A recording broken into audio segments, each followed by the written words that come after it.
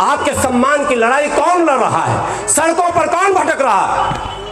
2200 videos हैं हमारे पास, आज मैं लेकर आया हूं 2200।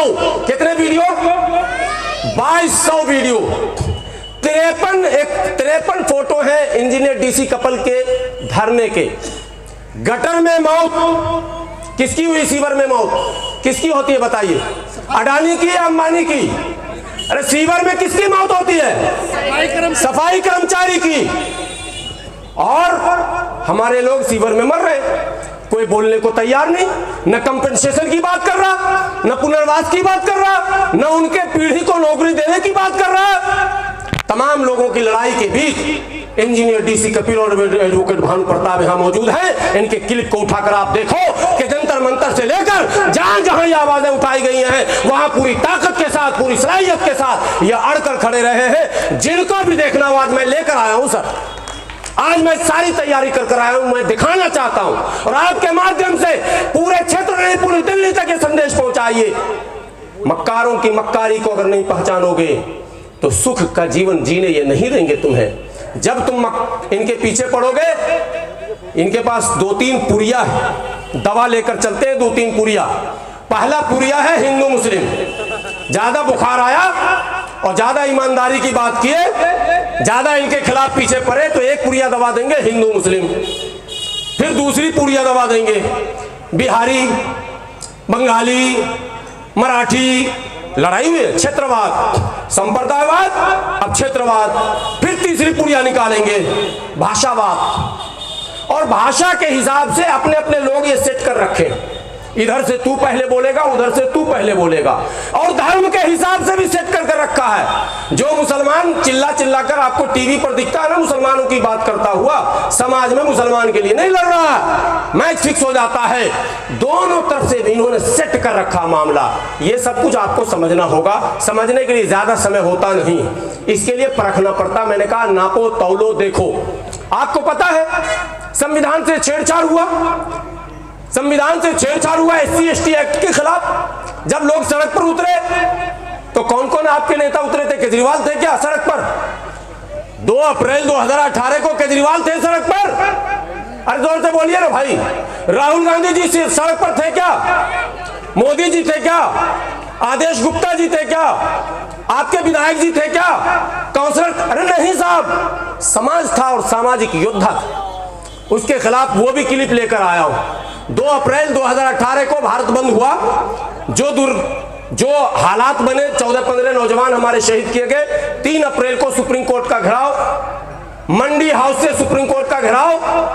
ये क्लिप है हमारे पास। बड़ी तादाद में हम लोगों ने किया, सरकार का विरोध किया। तो लड़ कौन रहा है? लड़ रहे हैं भानु प्रताप जी, लड़ रहे हैं डीसी कपिल जी, लड़ रहे हैं महमूद पराचा जी, लड़ रहे हैं गुलाम सरवर, लड़ रहे हैं इनके सहयोगी, लड़ रहे हैं ये सारे मित्र। और आप किसका जिंदाबाद करने जा रहे हैं? कहां जा रहे हैं आप? कहां खोए हुए हैं? उसका जिंदाबाद जो आपको माने परेशानियों में मुब्तला देखकर खुश हो रहा, जो आपको उदास देखकर खुश हो रहा, जो आपकी परेशानियों को कम करने की बात कभी नहीं कर पा रहा। CA NRC का मामला हुआ था, बड़ा मामला हुआ था दिल्ली में। बड़े बड़े तुर्रम खान नेता आपने देखे होंगे, लेकिन CA NRC में चट्टानी ताकत के साथ पत्रकार महोदय आप भी याद करेंगे, इंजीनियर डीसी कपिल साहब को याद कर ले, भानु प्रताप जी को पूरे भारत का दौरा किया था। पूरे भारत की बात कर रहा हूं। एडवोकेट भानु प्रताप, मैं जब पहुंचा लखमीनिया, वकील साहब को याद आ जाएगा, मैं मंच पर जब गया लखमीनिया तो देखा कि वकील साहब की तस्वीर पहले से लगी हुई है मंच पे ही। मैंने पूछा, बोले कल ही तो गए हैं यहां से। तो पूरे भारत का दौरा किया। इंजीनियर डीसी कपिल 3 दिन नजरबंद रहे। बहुत बड़ी सभा की देवली पहाड़ी के अंदर। लड़ाई लड़ रहे साहब। जब जब आपके ऊपर संवैधानिक संकट आया, सामाजिक संकट आया, चाहे वो मजदूरों की लड़ाई हो, मजलूमों की लड़ाई हो, अल्पसंख्यकों के हितों की लड़ाई हो, SC ST की लड़ाई हो, तमाम लड़ाइयों में अपने बच्चों को छोड़कर, अपने बीवी बच्चों को त्याग कर कह लें आप। मैं त्याग शब्द कह रहा हूं। सुबह घर से निकलते हैं, रात के 1 बजे पहुंचते हैं। इससे बड़ा त्याग क्या होगा आप बताओ? आज के युग में सुबह जो आदमी घर से निकलता हो और रात को 1 बजे बीवी बच्चे जागे मिलेंगे क्या? 1-2 बजे किसी के घर में बीवी बच्चे जागे हुए मिलेंगे? हम लोग जाकर क्या करते हैं, चादर निकाला और तकिया लगाया, चुप से सो गए, बोल भी नहीं सकते डर से। बच्चे कहेंगे क्या कर रहे हैं। ये त्याग आपके लिए, समाज के लिए। और अगर आप इनके पीछे नहीं चले, इनकी बातों को नहीं समझे, और बेईमानी क्या क्या हुई है मैं नहीं बताऊंगा, बेईमानी तो ये सब बताएंगे, सारा डेटा लेकर आया, सब आरटीआई लगी हुई है। मुसलमान बड़ा खुश था, हमने भाजपा को हरा दिया, आम आदमी पार्टी को जिता दिया। उर्दू का जनाजा निकाल दिया इस केजरीवाल सरकार ने, उर्दू का जनाजा। ओखला जैसी जगह में उर्दू के टीचर नहीं, और जहां मुसलमान बच्चे हैं वहां साइंस नहीं। मैं एनएफसी में जो स्कूल है, जोगाबाई हाई स्कूल, मैं उसका एसएमसी का वीसी हूं। मैं चैलेंज करके कहता हूं, मैंने कई मीटिंगों में कहा कि मुझे आम आदमी पार्टी का कार्यकर्ता मत समझो, मैं किसी दल का नहीं हूं। जो अव्यवस्था है उसको दूर किया जाए, ड्रामा बंद किया जाए। आप 4 स्कूल को सैंपल दिखाकर, और वो वकील जो बेचारा भारतीय जनता पार्टी का प्रवक्ता, क्या नाम है, उसको दौड़ा कर स्कूल में, गौरव भाटिया को, तो आप 2 स्कूल दिखाकर ड्रामा मत कीजिए। जहां दलितों और मुसलमानों की बड़ी आबादी बसती है वकील साहब, उस मोहल्ले में स्कूल एक भी इनका सही नहीं है। कहीं टीचर नहीं है तो कहीं साइंस नहीं है, तो कहीं कुछ नहीं है, कहीं कुछ नहीं है। वक्फ बोर्ड का क्या हाल किया? इस मजलिस में कोई इमाम साहब, हाफिज साहब, मुअज्जिन साहब है क्या? लोकसभा चुनाव से पहले सर केजरीवाल जी ने ऐलान किया, तमाम इमामों को और मुअज्जिन को हम तनख्वाह देंगे। बड़ी खुशी हुई, मौलाना लोग सोचे कि अच्छा हो गया। पत्रकार साहब याद है ना आपको, तमाम इमाम और मुअज्जिन को हम तनख्वाह देंगे। लोकसभा चुनाव से पहले 3 महीना तनख्वाह देखिए, देख कितना बड़ा मक्कार। जब तक चुनाव चलता रहा 3 महीने तनख्वाह दी गई, और भाजपा को मुद्दा दिया गया। भाजपा ने तकरीर में कहना शुरू किया, अरे केजरीवाल तो मुसलमान का हो गया, मौलाना को तनख्वाह देगा तो उस पंडित को क्यों नहीं देगा, पुजारी को क्यों नहीं देगा? अरे केजरीवाल तो किसी का नहीं हुआ, पुजारी को भी नहीं दिया, मौलाना को भी नहीं दिया, भाजपा को दिया मुद्दा, और मुसलमानों को ठग लिया। अब इमाम बताए यहां पर कि तनख्वाह मिल रहा क्या? अरे तनख्वाह मिल रहा साहब, इमाम साहब तनख्वाह मिल रहा, तो फिर क्यों आपने मुद्दे को खराब किया? क्यों आपने भाजपा को मुद्दा थमाया?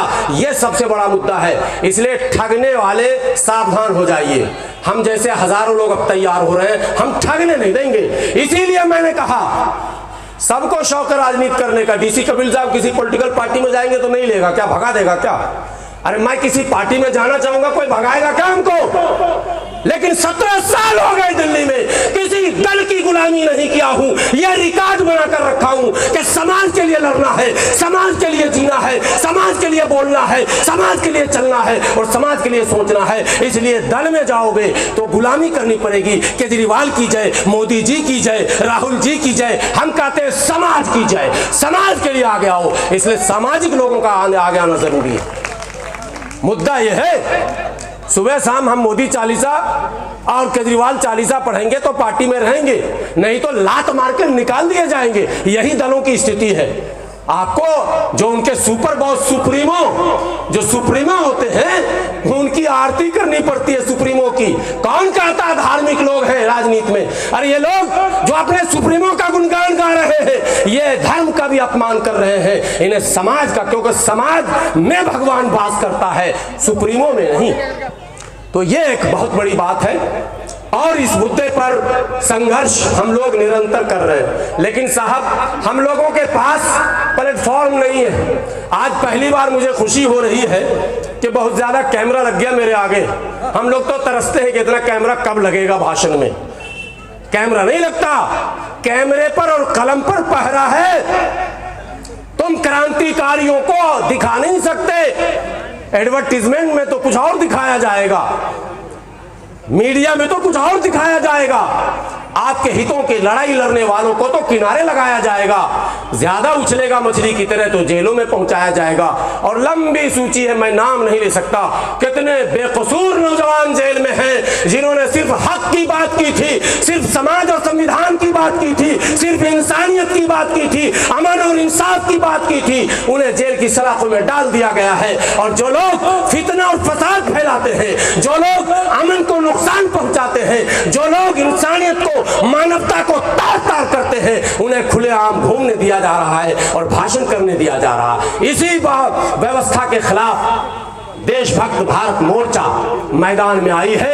आज मैं आप लोगों का आभार प्रकट करता हूं कि आप लोग बड़ी तादाद में यहां सुनने आए हैं। मैं अपने उन तमाम भाइयों से जो लोग इधर उधर हैं उनसे गुजारिश करूंगा कि आपके बीच इंजीनियर डीसी कपिल साहब अपनी बात रखेंगे, एडवोकेट भानु प्रताप साहब अपनी बात रखेंगे, एडवोकेट जो है जिनके सुनने के लिए आप लोग कई लोगों से मेरी बात हुई कि भाई नहीं उनको तो बुलाइए, वो तो आते रहते हैं और अपनी बात रखते रहते हैं। तो ये जो महमूद प्राचा साहब और भानु प्रताप जी हैं ये वो शख्सियत है।